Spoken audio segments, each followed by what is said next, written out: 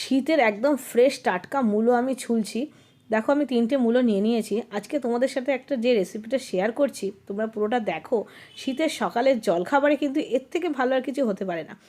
তো দেখো আমি মূলোটাকে এইভাবে কেটে নিচ্ছি, আমি বটি দিয়ে কাটছি একদম পাতলা পাতলা করে, যেমন আলু ভাজা কাটে সেরকমভাবে কেটে নিচ্ছি। সাথে কিন্তু আমি একটা আলুও নিয়ে নিয়েছি, মানে আলুর পরিমাণটা কম দেবে আর মূলোটাই বেশি দেবে।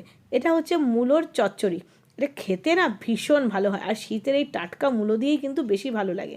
মূলোটা যতটা সম্ভব পাতলা পাতলা করে কাটবে আলু ভাজার মতন করে, সেই জন্য তোমাদের আমি কাটাটাও একবার দেখিয়ে দিলাম। আর সাথে দেখলেই একটা আলুও নিয়েছি, আর আলুটাও কিন্তু ওরকমভাবেই ঝিরিঝিরি করে পাতলা পাতলা করে কেটে নিচ্ছি। তো দেখো আমার কিন্তু কাটা কমপ্লিট হয়ে গেছে, আর আমি আগেই ধুয়ে নিয়েছিলাম।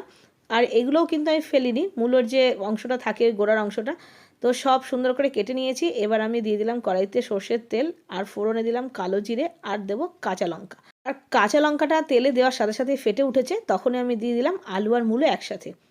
তো তোমরা দেখলেই কাটাটা কিন্তু অবশ্যই এভাবে কাটবে মূলোর চচ্চড়ির।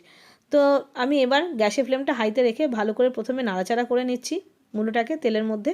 আর এবার এর মধ্যে কোনো না মশলা পড়েই না, একটুখানি পরিমাণ মতো নুন, আর দিয়ে দিলাম একটু হলুদ, ব্যাস। আর কোনো মশলা কিন্তু এর মধ্যে পড়বে না। এত টেস্টি হয় এটা খেতে, মানে সকালবেলা গরম রুটির সাথে জাস্ট জমে যায় ব্রেকফাস্টটা। তো দেখো এবার আমি ঢেকে দিচ্ছি 2 থেকে 3 মিনিটের জন্য। কোনো জল পড়বে না। মাঝখানে আমি তোমাদের খুলে দেখাচ্ছি 3 মিনিট পরে। এটা খোলার দরকার ছিল না, শুধু তোমাদের দেখাচ্ছি কারণ দেখো মূলোটা থেকে কতটা জল বেরিয়ে গেছে, যেহেতু মূলোটা খুব টাটকা ছিল বলে। আমি আরও 2 থেকে 3 মিনিটের জন্য ঢেকে দিয়েছিলাম। তো ফাইনালি এখন তোমাদের খুলে দেখাচ্ছি। তো দেখো মূলোর চচ্চড়িটা কিন্তু আমার একদম রেডি হয়ে গেছে। এটা খেতে খুবই ভালো হয়।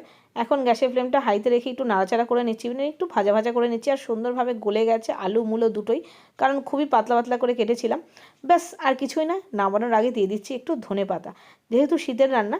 আর চচ্চড়ির মধ্যে সে আলুর চচ্চড়ি বলো বা মূলোর চচ্চড়ি বলো, একটু ধনেপাতা দিলে খেতে বেশি ভালো হয়। এবার একটু ঢেকে রেখে দেবো, মানে ওই স্ট্যান্ডিং টাইম হিসেবে, মানে রেস্টে হিসেবে রেখে দেবো একটুখানি। তারপরে গরম গরম রুটির সাথেই গরম গরম মূলোর চচ্চড়ি আর কাঁচা লঙ্কা সার্ভ করে দেখো, খেতে যে কতটা ভালো লাগে।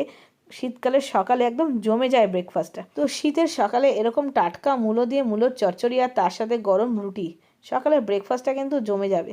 তো আজকে এই পর্যন্তই, দেখা হচ্ছে নতুন একটা রেসিপির সাথে। ততক্ষণের জন্য বাই বাই।